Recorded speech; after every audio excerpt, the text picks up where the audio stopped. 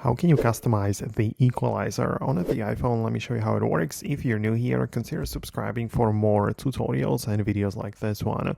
Well, if you're using the Apple Music as the app for streaming your songs or buying music, you can check out the settings app, and at the bottom of the settings, we have the apps menu where every single app has its own settings page. And of course, you can find there the Apple Music as well. It's under the M for music, and when you get inside you'll be able to browse the EQ section. So there, most likely it's going to be turned off by default, but you can switch to a different mode. You can, for example, switch to the dance mode or electronic. You can increase bass or decrease it, right?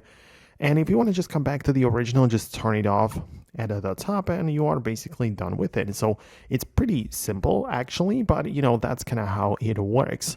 Of course, if you have different applications for your music, like the Spotify, in there you have there like the own equalizer section where you can just perform the very same things, but for a different platform, for Spotify instead of the Apple Music. But if you are listening through a yet another one, it's possible that you'll have even more apps which have the very same settings menu. So let me know what you think about it below.